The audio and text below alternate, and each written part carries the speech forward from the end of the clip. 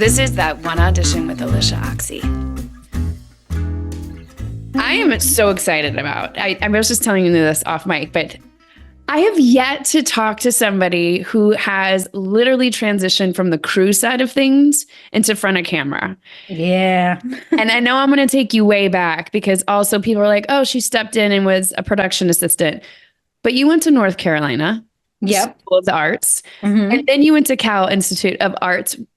Was the whole vision, though, acting, or was it like, oh, maybe directing, writing? Like, what were you kind of thinking? It was a little bit of everything. I mean, so luckily North Carolina is so oddly lovely in the sense of they have so many opportunities for kids who are from the state to go to arts-based schools or science-based schools. Like they really do, put a lot of effort and thought into the education system there. And so I had the opportunity both at my public high school and then later on at School of the Arts to attend really primarily arts-based education classes. So I went to a place called Weaver Academy, which was in Greensboro, North Carolina for a while.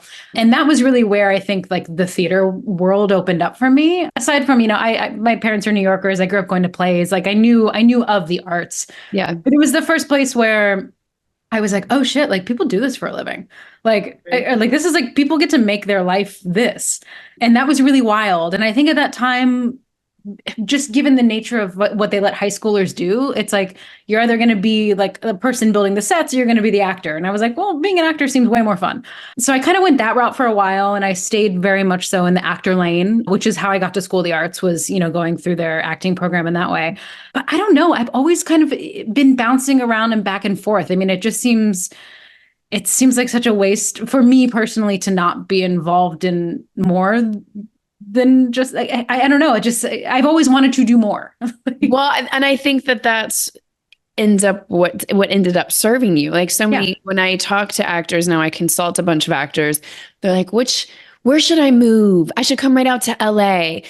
What should I do? And I'm like, get a job, but get a job in the profession that you want versus, I did the bartending route. That is we all did. I mean, but it burns you, right? You're not you're not harnessing a skill set unless you're like, oh, I'm going to try and add up all these drinks, total in my head and figure that like, what skill set are you really getting?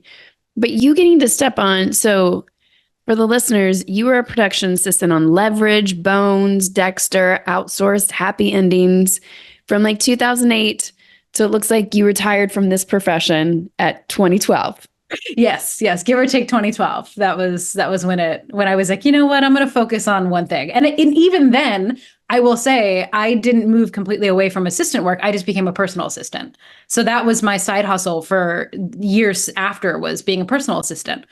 No way. Okay. Yeah. I want to know how you started though, at a production assistant. Like, how do you go about doing that? And I know it might be a little different, but for people that are listening, they're like, great, I live in Atlanta. How do I do this so I can get, what did you do? So basically when I was at Cal Arts out here, I started spending the summers out here after my sophomore year. And basically I was like, oh, I'll do background work. Like that makes sense. So I can get on set, see what it's like, do background work, blah, blah, blah. So I was doing that. Luckily, it was also the way that I got my SAG vouchers. So it sort of cut out the middleman in that sense. But I basically just went from set to set doing background. And I realized very quickly that it was not the life for me. I was like, I'm actually not into this. I loved being on set. I loved being around, obviously the environment, but it just, the circumstances are not ideal for someone who is a little bit more of an aspiration to be in front of the camera or in any other part of that world. So really, I just when I was doing background, I talked to the PAs, the ADs that were in charge of background. And I expressed my interest to them of like, I would love to, come work with you guys one day. I would love to just, have a little bit more of a hands-on sort of involvement. If there's ever an opportunity, let me know. That worked out one day. One of the PAs, they hired a bunch of additionals. This was for Fast and Furious back, I think it was like in 2008 or something. We were doing like a huge scene where it was one of those like driving, chasing scenes down 7th and downtown. And they needed people to stand on every single corner of every single street, all the way down through downtown in the middle of the night while they shot this scene. So my first real intro to being a PA was literally standing on a corner, just making sure people didn't walk into the street. But because of that, and because that project lasted, 2 or 3 months, I think we shot that. Like every single day I was going in, I was learning new, money back then. Wasn't a lot, but still, like back in the day, you used to be able to get by on some PA money. Like it was manageable. But yeah, it really, it just grew from there. I kind of seized that opportunity and saw the value in sort of playing the low game for a while and just sort of collecting information and getting my bearings. And then, the people I met on that job, the ADs, the other PAs, they then were like, oh shit, you can do this. Like, come to this show, come to that show, come to this show. So I sort of just steamrolled it. So I want to ask the really mental actory question. Yeah. Because you're still going to auditions, because you get an episode of House in 2009, which House was a hard job to get. And also if you got a job on House, that's something on your resume where you're like, yeah, I'm on House. Yeah. I honestly, I thought I was made. I was like, fuck yeah. Right? I have a great story about the House audition, actually. I want to hear it. Tell it, because I wanted to, here was my question is like you said, doing the PA and kind of working your way from the ground. Mm-hmm. And then just getting to run around. How are you getting to go to auditions, and how are you feeling at auditions? Do you know what I'm saying? Like, yeah, I'm asking the mental question. Yeah. Like a full imposter. Like I basically, that whole situation was just so extra. When I graduated school, I lucked out and I was able to do a play with Annette Bening at UCLA Live for a few months, like right out of school. So like I thought I was like hot to trot. Like the first few months out of school, I was like, this is my fucking dream. It's all happening. So I was doing this play with her. In the midst of doing that play was when I did this episode of House. So I kind of had like a mountaintop. Yeah. I was just sort of like, I'm doing it. Like I just graduated. I have all of this stuff going for me. Like I really thought that I was doing it.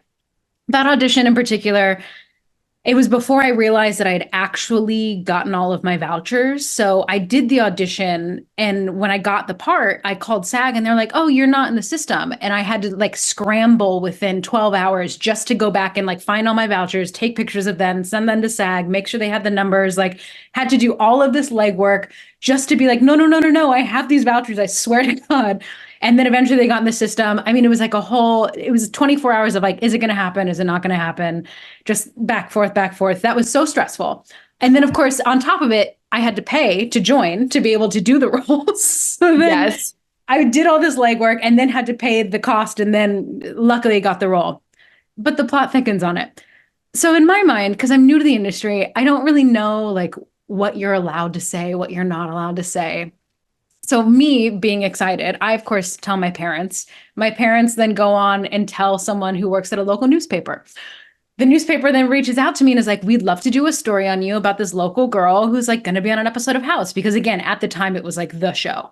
Yeah. And so I did this interview and like haphazardly in the interview, and I don't even think it was really that bad.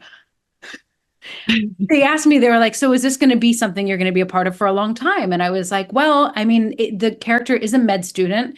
And I think that there's always a lot of opportunity for this character to come back. And I'm hopeful that we're going to come back. And the way that the episode leaves it, it seems like we will. This article somehow got back to one of the people in casting on the show.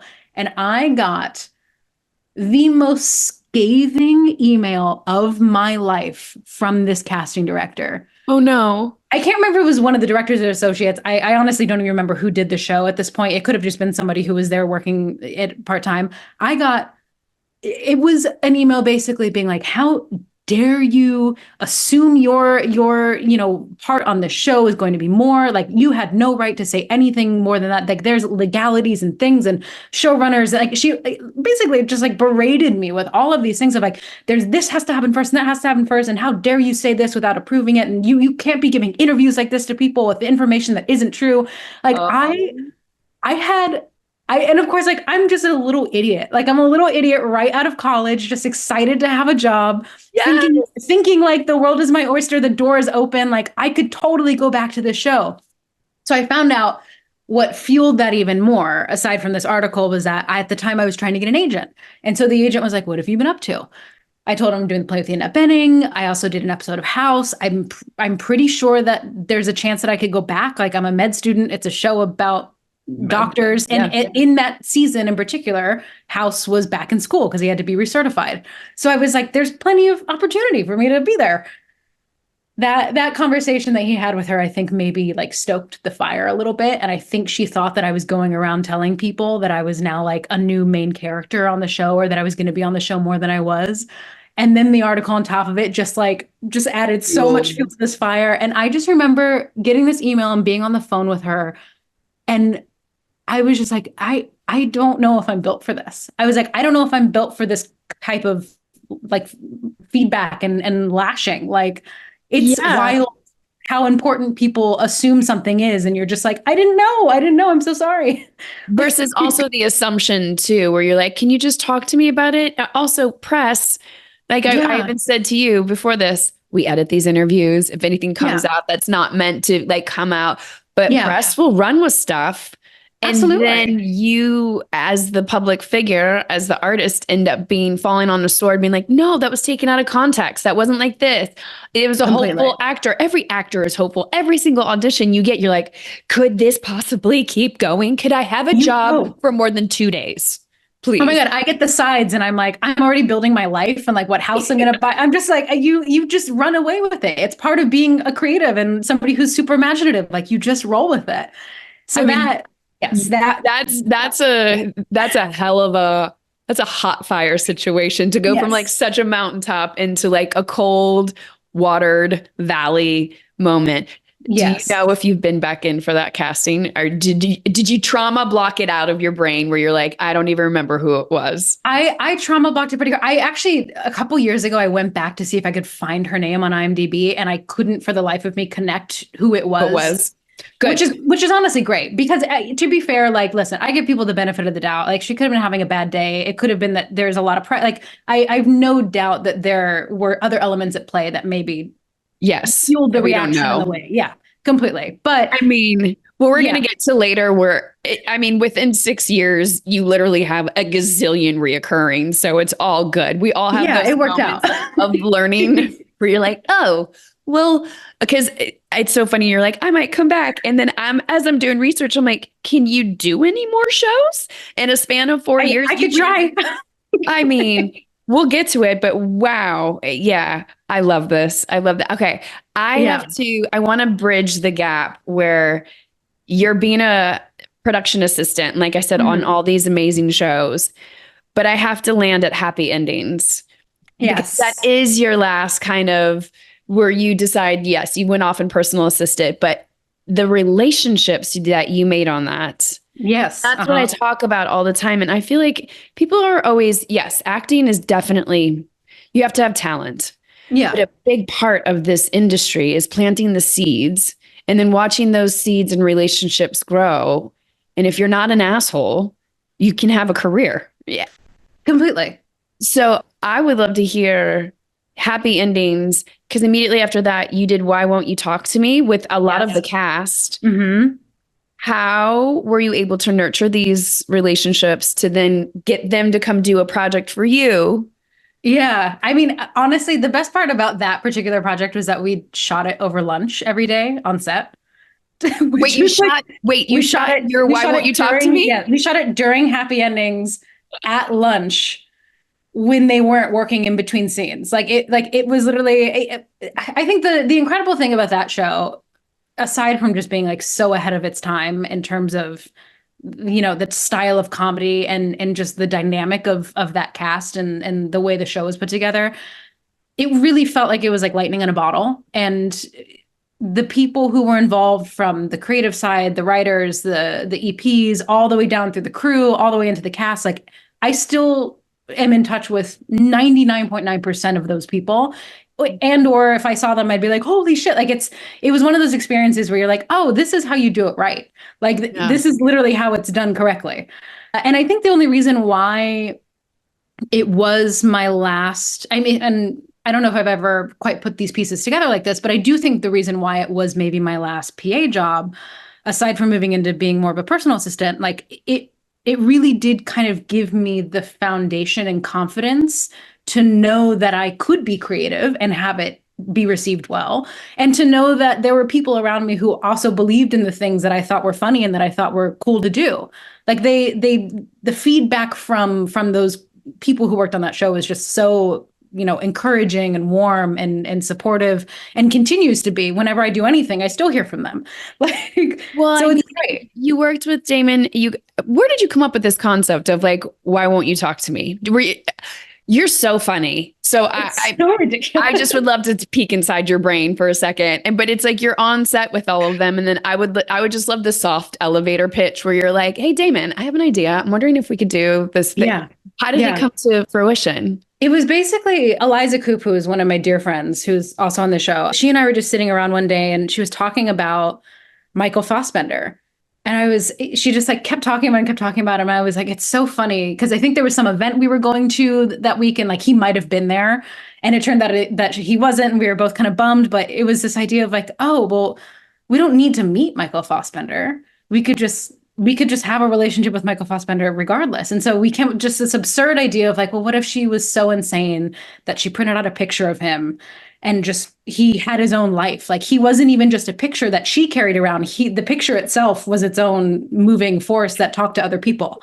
Like it's just like it's a full absurdist, just like ridiculous, dumb, like just a dumb idea that we ran with one day.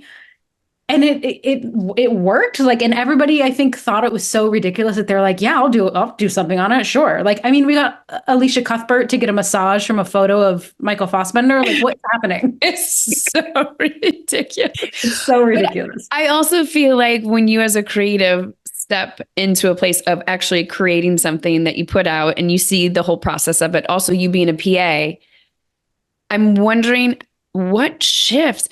Briana, I'm not okay. So, because the listeners can't see your IMDb right now, literally starting in 2014, more like 2015, you are reoccurring on multiple shows at a time.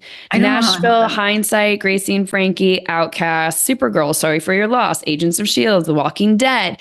Some of these were overlapping for a span of 4 years. So I have so many questions, but I want to start with the auditions for them. Like, what was the domino one? And then how did you start approaching auditions? Because at this point, we're still going in the room. Mm-hmm. Yeah. I mean, what's funny is the gateway sort of drug to all of these auditions that really opened it up for me was Nashville. I mean, at the time doing Nashville, I think I'd been doing something. Honestly, I can't remember. And there were so many things happening at the same time. I might have been working on another show in Atlanta already when the Nashville audition came in. But I remember getting there. And again, like another insane story. I got there and I got food poisoning the night before my first day on set. I went to sushi. Never go to sushi. Never do sushi. In any landlocked state. Just don't go to sushi in a landlocked state. It's not worth it. Especially if you're working. Don't do it. I went to go get sushi and I got food poisoning from the sushi place that I went to. And spent the entire night like literally curled up on the floor of my hotel, like with the shower running on me, just like dying. And then I went to work the next day and like had to be like, I'm great and I love acting. I love being alive. That was a wild experience. But I think that show, because again, my timing on the shows that I was on was also just like so wonderful because I got to all of them pretty much at the height of each one of those shows. Yes, yeah, you really did. Which is wild to think of in hindsight. But I think Nashville was the one that really was like you're on a show and you're on a show for multiple seasons and you're a pretty big part of, character storylines. I think that was sort of the thing that really kicked everything else into gear, because then, when they would call and ask like, oh, is she available for this? I'd be like, well, no, she's on Nashville this week, but she's available the next week if you can work the schedule around it. And so it sort of created this weird, not like a bidding war, but it just created like an air of like, no, this girl's busy and working. And I think that for a while, I think it really helped sort of create the excitement around getting me on a show, but then it also backfired eventually. So before we get to the backfire, I'm curious about, since you told the great story of House, when you got hired for Nashville, was it a reoccurring? Was it from the get-go a recur? It was from the onset so it was a possible recur. Okay. Like, you know how they do the parentheses, possible recur. And I was like, I'm going to make this a recur. I was like, oh, watch me. I was like, we're doing this. And to be fair, by the time I got to set and we shot the episode, it was very clear that this storyline was going to continue for quite a bit. Whether that was going to be me doing it, it's always up in the air. Like, you get to set and you could be the head of a network that they're meeting. And then, some underling is the one who actually runs with the storyline. So there's always a way to be written in or out of something. Yes. It can come down to money, scheduling, everything. There's so much that is so out of our control. Okay, so the reoccur. Yes. So that kind of started opening the door. And I also want to backtrack a little bit because you had said in 2009, you were like fishing for an agent still. And you're like, I possibly have this, I have this. When you're personal assisting at this point, do you have a really good agent, or what lands you the agent before you get Nashville? Because you had some one-offs in there. So it's like basically from 2012, you're doing one-off here, there. I really did a backdoor. I had a couple agents sort of out here. For the beginning of my career, I had managers. And so at least LA-based managers. And they were the people who were kind of getting me in some doors. My secret sauce at the time, because this was, at the sort of the beginning of it, was having a rep that was based solely in the Southeast. Yeah. But said whenever they, submit me for things, like, she's actually based in LA, but this is the way for her to get these roles. So I worked out a really wonderful sort of, I guess, junction with where I was and where I wanted to be. And that particular agent was the one who got me Nashville to begin with. And once I got that Nashville role, like, the rest, LA just sort of opened its doors to me. So then it became like, I got a really great agent. I was with Clear Talent for a while. They were fantastic. I was with Authentic for a little bit. Before that, I was with New Wave Entertainment. Like, I really just hopped around and got a bunch of really wonderful people to back me for a long time. And that's a couple weirdos strategy. No, but that's such a great strategy. And especially now, since the climate has changed even more, like, you were ahead of the curve. Of your business sense was on point, where it's like, okay, these larger markets, I'm having a hard time knocking and opening that door. Yeah. I'm going to go where the supply and demand is a little off. Because you're damn good. Oh, I mean, and honestly too, like, what's crazy, it literally took one good job in a market that wasn't LA, and then suddenly the LA market was like, oh, okay, let's talk to her. Like, it was wild. It was wild. So then, how does, you said all of these reoccurrings, how does it backfire? The backfire. Oh, it's so painful. And it's like champagne problems. It's one of those things that you complain about. You're like, these are good problems to have.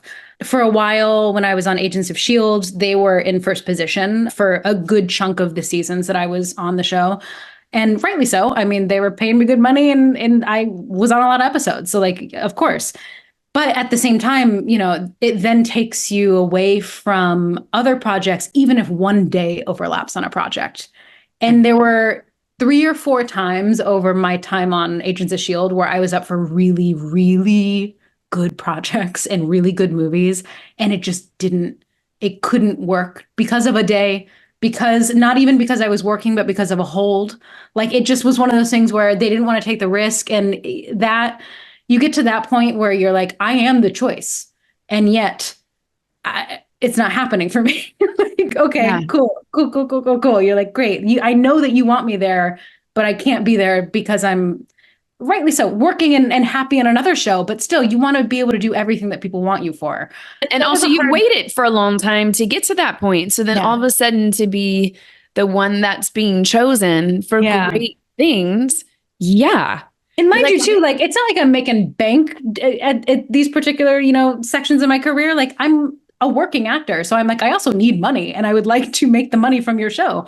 So it was definitely, it's a hard pill to swallow. Again, good problems to have, but like, man. But it's a great lesson to learn that there's lessons at every level of this, right? When you're starting out, it's like, please focus on the work instead of running to get an agent or manager. They're going to eventually come to you, like you just said, once the work gets there. But it's a catch-22. Your engine. How do you get the work? Yeah. How do you get to work? And then you start getting the work. And then there's another problem of like, okay, scheduling is this or whatever. Or I told you off mic, I once took a movie that pushed literally every week. and then didn't pay me, and I missed out on 3 reoccurrings after True Detective. I will never in my life ever commit to a movie versus television, but you have to learn these lessons. So painful. It's so painful. Yeah. And nobody gets to tell you, hey, I would handle it this way or that way. And you always think that it might be, you're the only one that might be experiencing it at that time. And it's like, no, it's every level of this, unless you're Brad Pitt, because then they move schedules and then they do whatever. Then they move anything. No, it's true. I mean, I was even looking through some of the trades the past couple of days, and you're seeing like people who've just won Emmys and Golden Globes are having to leave projects because scheduling doesn't work.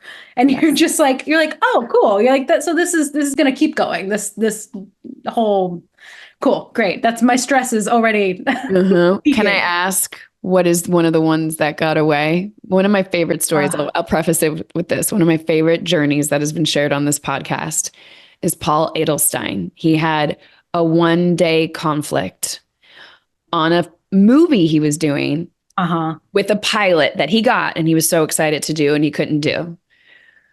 Cut to, it's Grey's Anatomy, and it ends up being the biggest show. And he doesn't work for like 2 years. And then cut to a year later, he gets private practice and everything's fine. But it's like one of those where you're like, but still, what? God, that is so painful. It's those types of roles. There's a couple. I have one that's more in the vein of that, which was I had been cast in a movie, tiny little role, but I was cast in a movie while I was working on Agents of S.H.I.E.L.D. and it was opposite Ethan Hawke, my scene. And I was so excited, mostly just because I think like he's such a brilliant artist. And I was so thrilled to just like be in the presence of somebody who I admire just as an artist. It wasn't even a great part. It honestly probably would have been cut from the movie anyway. And it was eventually. The day that I was supposed to go work on the movie, the night before, I get the call sheet from Agents of S.H.I.E.L.D. And I'm like, why am I on this call sheet for tomorrow? I was like, we know that you told them that I'm supposed to be working on the movie tomorrow, right? Why am I supposed to be going into Agents of S.H.I.E.L.D. tomorrow? And they're like, oh, yeah, no, we told them. My agent, my manager were like, no, we told them for sure. Everything kind of gets like sorted as to what happened and why it happened. And it just turned out that like S.H.I.E.L.D., and rightly so, again, they were in first position. S.H.I.E.L.D. knew that I had this date for the movie, and they were like, we tried our best to make it work, but we just couldn't. So you're working tomorrow. And I was like, oh no. And so I had to call the director and the casting director of this movie. Again, thank God it was a small part, but like, otherwise I think it would have been a much bigger thing. And it was shooting out in Bakersfield too. So it was like, I was gonna have to like drive to Bakersfield the next day. It was like a whole adventure. Anyway, all to say, I called the director of it and I was like, I profusely apologize. I had my agent, my manager call them as well, like just to kind of clear the air. And I was like, it's the worst possible case scenario. We thought it was cleared. It was not. And now I cannot be there tomorrow morning at 6 a.m. when I'm supposed to. This was also at 9 o'clock at night. So were you at this point, because you're like, I have come up in this business, so I have some suggestions of who you might want to take on. Like, what did you? 100%. I was also in my mind, I was like, I was trying to schedule it where I was like, okay, cool. So if I can bang out 1 or 2 scenes first at Culver Studios, then I can get on the highway and I can get up to Bakersfield by 3. So if we could actually push that scene, because it's kind of an exterior, but we could do that during Gold. Like I was literally in my mind ADing my life that day, trying to find a way to make them both work. It was so painful. Again, it wasn't ended up getting cut, so it all works out. And truly, the director was like, you know what? He was not even mad. He was just like, you know what? He's like, that actually works better because I wasn't quite sure if this scene was going to fit anyway. So don't like. He's like, no stress. He's like, totally fine. Which again, is great to hear, but also eats my soul that I missed the chance to work opposite Ethan Hawke. That's a good one. But it'll be interesting. We can do this again in 10 years when you're like, and now Ethan Hawke and I are nominated for an Oscar. Together. Yes, together. A joint Oscar. A joint Oscar. We're going to accept together. Well, it'll be AI at that point. So it'll be half you, half him. True, it'll be exactly. And it'll be one person, but half of our bodies on each side. I have to ask what the other one is just because. Oh my God. This is maybe the biggest heartbreak of all. It was 2019, fall of 2019, and I booked the Yellow Jackets pilot. I was got body chills. I know. I was in the pilot, the original pilot we shot, the reporter who is there doing the investigation and like trying to figure out how everything connects. So I shot that entire role, cut to 2-3 months later, a global pandemic happens and the world shuts down.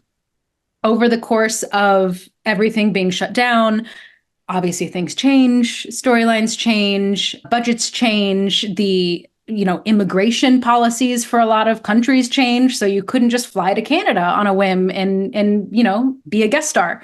A little bit different. So all in all, the note was which is understandable. I was reading a little bit too young, opposite Mel and that whole group of women, which totally understood. But then on top of it too, they just hired a wonderful Canadian actress. And so it was one of those moments where I literally had gotten my dream job working with Mel's been a friend of mine for many years. And I was like, I get to work with my friend. Like, how fucking cool is that? And I thought I was set. And then of course the pandemic happened. That's out of your control. But it was just one of those things where I just like slowly watched the dream just slip away. Like, no. Like, oh God, it was just so painful. And it was like, you try to understand and you try to be like, I get it. Totally. That's a rational decision. Like, you're just covering your ass. Things change. Obviously, like immigration stuff too is anyone who's ever worked in Canada knows that the immigration process there is so painful every time you cross the border, getting the paperwork, and it's tedious. Well, and then we could talk about Canadian taxes too. Oh, yeah. Like, I'm making $10. No, I'm making $2. Yeah. Hello. Welcome. Great. Okay, yeah, that was painful. Oh, that is painful.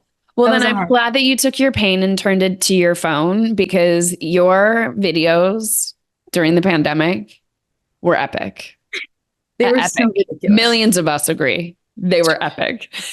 I'm so sad that you got locked into your house like the rest of us did, but you literally took your device and you made comedy gold. There is something to be said about like isolation really being sort of the incubator of creativity. Like, because I truly was alone. Like, I live alone. I had my dog here, but like I was by myself in my home for 8 months, like nonstop. I looked forward to some of those videos. I mean, I would like laugh at like, yeah, because what else were we doing at that time? Okay, but talking about creativity in isolation or I want to know, I've got 2 questions. When you're alternating, like Agents of S.H.I.E.L.D. was kind of like the main character that you had throughout those 4 years, but you also had the Walking Dead character of that time. You also had Supergirl going at that time. I mean, you had a lot of different characters. Yeah. So I want to know your process for taking off the hat on each one and then popping over to the other one. Like, is there a process that helps you kind of step into each one of these characters when you're doing multiple of them at a time? I mean, I was lucky in the sense of all of those characters have a pretty similar vibe and tone to them, which is like tough girl who has been through some shit. Like you had a theme. You had a theme, yeah, for sure. But it's still, they're nuanced and different. Yeah. And sometimes you could then end up playing them the same and you didn't. Yeah, like, the world helps you. I'm glad that came across. That's good. No, it definitely does. And the world helps you, right? The world definitely helps. Each one of those worlds is so completely different. Well, I was going to say, like, it's in large part thanks to the like exceptional design of those shows, be it the set design, the costume design. Like, as soon as I got to Agents of S.H.I.E.L.D. and I got on those sets and I put on my costume, I was very clear that I was in Agents of S.H.I.E.L.D. world. When I was in Atlanta in the middle of the woods in my makeshift like gully outfit, it was very clear that I was back on The Walking Dead. Like the worlds that were so detailed and so specific made switching projects be like, it was like nothing, because you really realize when you're there, you're like, oh, I'm in this world now. Like, you've made my job easier because you've given me sort of all the tools to just flip back and forth. I mean, that being said, like, also it's like script to script too, because there's some days I know we all do this, but like some days you're just like, oh, you're on autopilot. You're like, I can do this. Like, I stand here and I look tough. Cool. Done. Yeah. But every now and then you get some chunk of dialogue or some chunk of action, and it really does push you. And when those particular chunks of stuff happened, they were so unique to whatever person I was portraying that it was really easy to sort of just, if you do the work, it's very distinctly different. So yeah. And you did beautiful work. Oh, thank you. You really did. Now I have to ask the question that I ask everybody. How do you prep an audition? other than reading the script. And I know it changes. It changes for everyone. So you can take us through any of these, what you did, or kind of like your system now, because now we're in the self-taping world. Yeah. You know, one of the last ones I did, which was actually, I was really proud of this particular like batch of rings I had to jump through. I did so many auditions and then eventually tested for a role on this pilot called Redbird Lane, which ended up not going, I think. But it was sort of the Showtime, like very like horror, sort of like sexy horror world. But the character that I was reading for was this like sociopath. Again, another fucking dream role where you're just like, yes, finally, I'm getting these things I've always wanted to do. But this character was like, the entire audition material was like 2.5 pages of just like a monologue. And it was them with a couple interjections from the other person, but it was just the story of like where the person came from, how they got there, like what made them who they are. And I remember getting this and being like, first of all, that's an actor's field day because it's theater. It reminded me of theater. It was a monologue about who I was, where I came from, and what I wanted. Like it was all there on the page. Yeah. And I just like, my normal process, because I'm a very active person, is I will either like print out the sides or like put them up on my iPad now. And I immediately get on some part of like workout equipment, whether it be a bike or a Stairmaster or, you know, a elliptical or a treadmill, and I move while trying to read whatever words are on the page. Because for whatever reason, like I think it just takes me out of my head because you're just sort of in this like flow state of activity. And two, like as you're reading and sort of digesting what this character is saying, like it's physical. Like you start to sort of adapt, even if you don't notice it, you start to notice like, oh, I'm walking a little faster, a little weirder. I have like a bit of like a hunch or a limp, or like I'm doing something physically different.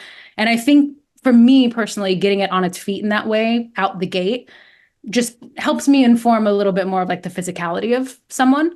And then from there, it's just like repetition, repetition, repetition. Like it's reading it 4 or 5 times a day, putting it down, going and doing something, coming back, reading it again, testing myself to know if I have that chunk. And then once I get to a point where it's in me, that's when I think like the freedom part comes, where I start to play with it, which is a bit more of like okay, well, like maybe like, do I have to say it the way I've been rehearsing it? Or like, can I just throw out this line doing something totally random and maybe the way I've done it sounds better or feels better? So it's the play part of it.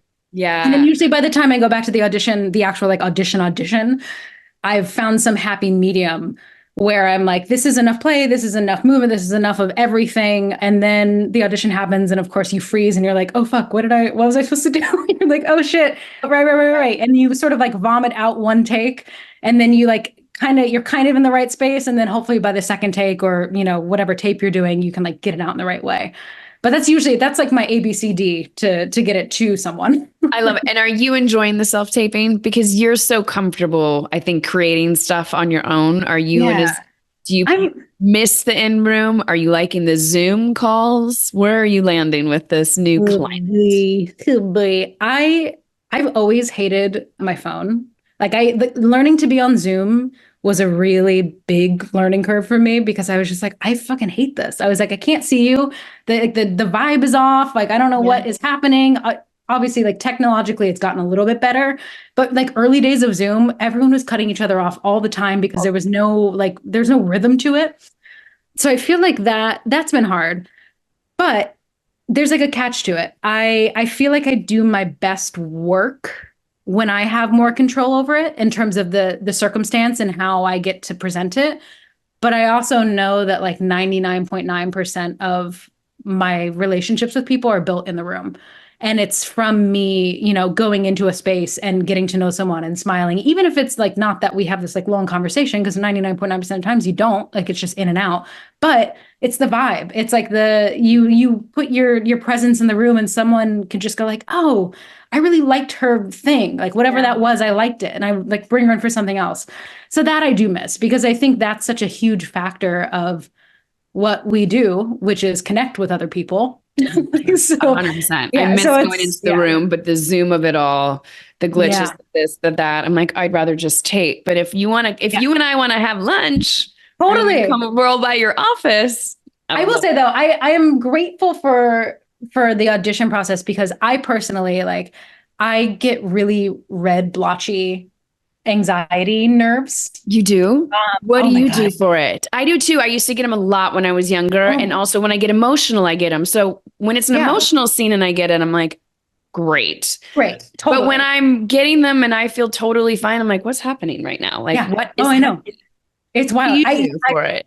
Well, for a while I was like, do I need to be on some kind of like drug? And honestly, I looked into it and my doctor was like, we have this thing that we normally give people, if they do public speaking, that just sort of, I think it reduces the capillaries in your skin so that you don't have as much redness, which I was like, that sounds like science. Great. I'll do it. I tried it. And it just made me very sleepy. So I was like, I don't think that's for me. What I've landed on now is if I have to do something in person and I know that it's going to make me nervous or give me that sort of blotchy look, I get like tattoo coverage makeup and I just do my whole neck and chest in tattoo coverage makeup. So then that way the redness doesn't shine through. Doesn't shine. Smart. Yeah. That is so smart. Do you have like the airbrush to put it on? Or you just sometimes I do an airbrush. Other times I'll do like I'll just like sponge it on with a little egg. Like it really depends on how good I need it to look. But yeah, that's my new secret now because it happens. Like I'm only human. I get nervous and I have no control over what my body does. I know some people have hand sweat. Some people have armpit sweat. It's like it'll crawl up my neck and I'm like, what is happening right I know. now? And it's just red. And then it goes like to the cheeks and you're like, cool, great. All right. I'm like, oh, I'm having feelings. Here they are. Okay. And now you're at a place where I'm so grateful to have talked to somebody that's like, you know what? I'm going to PA and then I'm going to do this. I'm going to do this. And now you have your own production company. So 22 to 2, great name. Also, I want to know the name. I'm obsessed with 222. I love, so am I. I mean, I saw it on your side. Like, yes. Yeah. And also the alliteration of like 22 to 2 is just so great. I started it honestly because I had so much shit that I wanted to do. And it's really, again, it's one of those like fake it till you make it type scenarios where there's so much stuff that I wanted to do and me bringing it to them with just my name is great because I have, good connections and people know that I can bring it when I need to. But there's just something about like the formality of being like, no, like this is my business. Here is the structure I've created to house my projects. This is my umbrella. Like, if you want to come under it, great. If not, like, cool. Like I clearly am doing it on my own already. Yes. So it's like, it's equal parts, playing the game and showboating a bit. And then equal parts being like, no, this is my vehicle for when I can get independent funding or financing myself. Yes. Like I already have it all in place. Like we're good. Ready to go. Yeah. That was so smart. A couple other notes that I just realized when I looked down. On Outsourced, you worked with a production company called In Cahoots, who's now doing your podcast. Yes. That was and this again was one of the magic connections of the internet over quarantine times. My friend Alex Beatty, who worked with Ken Kwapis, who was the director of Outsourced, and it was their production company that did it. Alex and I have followed each other on Instagram since we worked together. And she saw these weird actors with the podcast videos I was doing. And she was like, this is so ridiculous and funny. And she's like, there's something here. She's like, if you ever want to talk about it, let me know. And so I was like, okay, sure, great. I'll talk about it with you. Because at that time, I was just doing it to be an idiot and just make myself laugh. And so we sat down and we had a meeting and like, she just totally got the idea of what it was and why I was doing it. And it made me think about it in a very different way. And so I spent the better part of this last year and after that meeting kind of being like, okay, how could I really try to develop this? Like, how do I flesh this out more to make this like a real something viable, something that could actually have legs to go somewhere? And I'd had a couple of people reach out to me and be like, hey, whenever you're ready to do something, I would love to help you do it. But In Cahoots was really the first they were the first group that came on and were like, no, we want to develop this with you. Like, we think we could all have a part in this that could make it really, really great, which is wonderful. They've been so helpful and we're still in the midst of like forming it and getting it to its little perfect perch, but it's been so fun. And yeah, again, one of those instances of like, I was a PA, she was the EP on the show. And now we're working together years later because of just the connection that we've kept through the years. That's what, yeah. And is the podcast, I know you guys are still kind of developing, but is it out? I feel like there's some episodes that are like, are you testing some stuff? It's out in smaller chunks right now, which is it's more just sort of like blippy sort of 5-minute bits here and there. And the biggest work of this past year has been really us developing what I want it to be and what the format's going to be, because it is such a hybrid. Like I want it to be a visual medium. I'm a very visual person. My comedy lives in what you see and a little bit less of what you hear. And so it's a podcast, but it's not a podcast. It's like, it's a show podcast, kind of between two ferns type vibe. Like it's sort of living in this weird mythical world of, show, but not show, but podcast, but not podcast. And really honing that in, because nowadays, more than anything, specificity is what gets something moving. So we've just been making it as specific as possible and really doing like the legwork on honing it in. And it's been so difficult and mind numbing, and nobody tells you how hard it is to make something happen. But it's nice to have partners in it. Yes, as somebody who's been doing a podcast for a long time, it's really nice to have helping hands and be like, this works better, or this works better, or oh, this is working, or whatever it might be. Trial and error too. Like you've been doing this forever. I have, but like nobody knew what it was before. Yeah. And now everybody's in it, right? And now everybody's got a story. So now to be able to release a podcast, you have to be more specific. It is more, and this podcast is obviously so specific. I talk to actors about auditions, that you can't be more simple than that. But trying to make something that's, it's different when you're doing like, your viral videos, they took off. You had no intention of that, right? You were just like, I'm just having fun. Yeah. And then from that to have somebody parlay that into, hey, we can do something with that. Now there's intention, and you're like, okay, but wait. Yeah. What are we trying to do with it? Where do we want to go with it? How many people are we trying to reach with it? Are we trying to make our money back? It's a whole different production mindset, which you've developed over years and years and years. So I can see why the creative brain is like, wait, how do I make this? Totally. Yeah, it's been so wild to marry the two parts of my brain together in that sense. And honestly, like this particular actress of the podcast started as a joke about how many people now had podcasts. Exactly. That's all it is. It was just a joke about how every actress on the planet has a fucking podcast now. I died when I saw your first one. It was like, I'm an actor with a podcast. I mean, even your voice, one of the videos that I saw, it was a few years ago. I was dying laughing. I was like, thank you. A couple of my girlfriends and I that have podcasts, we sent it amongst each other, and I was like, we're the no, completely. It's like, and that's the thing. Like it's meant to be, which is like kind of it's the hard part about what it is, what it's becoming and how it's evolving now, is that is the spirit that I want to carry through. I don't want it to become serious or about something real. It's a jokey, fun, satirical look at the art of being obsessed with yourself. Well, and that's, I told you this off mic, this podcast started and then it morphed into something else. And I was like, I'd really like to get back to those moments. Where it's like, actors are not that cool. We really make a fool of ourselves almost daily, get rejected. And then every once in a while you hit a jackpot and you wonder why actors are like, yes, I'm in the jackpot. Oh, completely. Also, like the more and more time I've spent in this industry, the more understanding and humbled I've become, in sense of when I see other people and how they're reacting to their careers, and like whether they're feeling high highs or low lows or anything in between. The more you do it and the more you're in it, like I have so much empathy for my fellow performers, more than I ever have in my life, because the more you do it and the more you experience these sort of trials and tribulations, you realize like, guys, we're just trying to fucking make it to the next day. Like I'm just trying to wake up and like have tomorrow be a win if I can. And if that one isn't, we're going for the next day. Like it's truly a hustle in a way that I think we were kind of talking about this before we started rolling, is like in a way that it has never been before. Like this is a new generation of what it means to be an actor.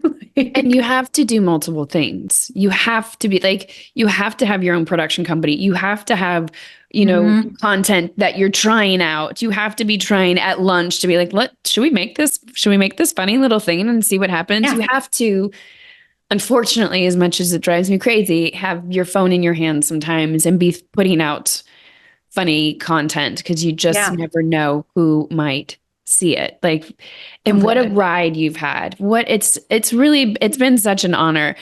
I want to note like one other thing, going back to happy endings, going back to working with Damon Wayans. Did Damon just call you for Let's Be Cops? Was he like, hey, you want to do this huge movie? Honestly, like I don't I feel like Damon had some hand in getting my name to casting, because I had helped him out. He and a bunch of his like little production crew had done the sketch show, and we had shot that maybe a couple months prior. It didn't go anywhere, but we did a bunch of sketches. It was super, super fun. And I remember getting the audition, and I reached out to him and I was like, is this is your movie, right? And he's like, yeah. So I went in, I did it. Obviously, he put in, I think, a good word for me with both the director and everybody who was involved. And I mean, it literally, the turnaround on that was the fastest I think I've ever had it on an audition. It was like, I went in, I did it. And then the next day they were like, yep, all you, go for it. They're like, sure. All you. Wild. Yeah. Huge box office hit comedy. So ridiculous. And that particular scene from that movie has been circulating again recently. And I've had so many people just message me and be like, is this you? And wait, what's your character's name? Precious? Is their name Precious? And they just keep yelling at you like, no, what's your name? Precious. Like just that repeat. It's so ridiculous. It's so good. And those two, again, like it's one of those dream roles where you're like, how fucking cool to work opposite you two. You're so ridiculously talented and funny and just like in whatever you're in terms of like the scene. Like they fully committed to that fight. They did. They did. Yeah. And so are you. So sometimes it's just a matter of the vehicle like landing right perfectly on the road, headlights on, and you're like, great. Now I can go forward. Like you said, having that 4-year run of like multiple shows going at the same time. I call those mountaintops, and we all have peaks and valleys. Or I also use the surfing analogy, which I love, where it's like, that was a wave that went forever. And then you get to shore and you're like, well, where's the next wave? Okay. Then you gotta paddle back out there. Yeah. You're like, no, I'll just stay on the wave. I don't ever want to go to shore, please. I'd love to never go to shore. Seriously. But what a run, like what a 15, 16-year run. Would you do anything different? Or would you want to go back and be like, I don't know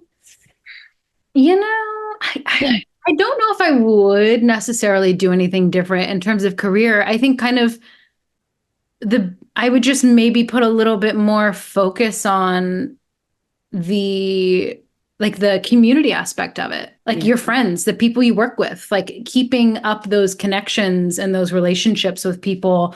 Because I mean, I have always continued them in the best way that I possibly can, but it gets overwhelming. The more people you start meeting, the more people you start working with, you're now dealing with hundreds upon hundreds of people that you're working with within any span of a year. So you don't really have the focus or time or energy to really nurture each one the way you would like to. But I definitely think if I could go back, like I would just put a little bit more emphasis on really genuinely keeping up with people, trying to make it known that like from an artistic community point of view, that it is important that we are here and we express interest in each other and we try and support each other's projects and goals. Because aside from that, like we really have nothing until the man on the hill tells us we get to work. Like what we do for ourselves is really so important for our downtime. So I think maybe cultivating more of that community would be more of my energy would go there. I think that's such a good piece of advice. And I feel like if anything, you did do that. I mean, so many of in my own way. Yeah. In your own way, you planted some seeds and we really got to see full circle in just this hour, how they've blossomed and bloomed. Yeah. And I love that idea of like, okay, let me go back and let me plant like 70 more of those, because that is what takes a job into a career, is your reputation and your connections really at the end of the day. That's what I've realized after 20 years. The majority of my jobs in the last 3 years are reputation and connections. Yeah, completely. That's it. Completely. And now I'm trying to plant more of them. So hopefully in 10 years, those will also blossom. Yeah. You're such a joy. I like it's such a, I love when I get to do a deep dive on people where I've peripherally seen them, been inspired, laughed from, and then when I get to go in and be like, damn, wow. So thank you for just being so transparent and allowing us to kind of comb through this. Yeah, no, I appreciate it. It's so funny because like I was in anticipation of this, I was thinking back, I was like, what are my audition stories? Like, what have I done? And it's like such a joy to have someone sort of like poke the memory bear for you and be like, what about this? What about that? And like all of a sudden this like whole flood of memories and things comes up and you're like, holy shit, like I have done some cool shit, haven't I? Like you just forget because you're just in survival mode trying to get the next thing. And then when you sort of take the time to look back, you're like, wait, like I might be cool. Okay. You might be great. I mean, I'm here to tell you you're pretty damn cool. Yeah, I might be all right. Tell me all the things where people can find you. When is Thirsty coming out? Did you just complete that? Thirsty ended or completed post this past year. So it should be coming out very soon. And I'm excited to see it. It's a great cast. Like Kira Sedgwick's in it. It's like just great people. I mean, like really good working actors who I've admired in many, many ways over many years. That, and then there's another show that I did. We shot in the desert a while ago now, but it's just been sort of in this like post-production spinning state where it's called Unconventional. It's about a bunch of queer siblings and it's so good and so fun. And I'm like, it was a very much so out of the wheelhouse for me in terms of things I had done in my career. And so I'm like super, super proud of the work I did in it. And I think it will be coming out this year, finally, which is great. I'm just like itching to see the whole thing in completion. And then I just did another movie with the same director who did Unconventional. I believe they changed the name of it, though. I don't know what it is now, but it was called Control-Alt-Delete before. I know. I was looking for it everywhere and I can't find it. So I think they changed the name. But that had like Jason Priestley in it, which is, he's a legend of the Hollywood world. I love him. Yeah. I mean, but again, planting seeds, like the same director. Yeah. No, totally. Same director. And I mean, he's such a mecca of really talented people. Like, he has such an eye for spotting people who have a thing you don't quite know what it is. And through him, I've met some of my new better friends, which is wild. So again, like it just keeps going. Like the more you do, the more you collect, the more your world expands. It's wild. It's amazing. Okay. And also, where can everybody follow along with you for the Instagram, if they're not already doing so? My Instagram is House of Venskus. You can also just type in my name, I show up. The podcast is Actress with a Podcast. That's the handle for it. And then on TikTok, it's also just House of Venskus. So yes. Yeah. Thank you so much.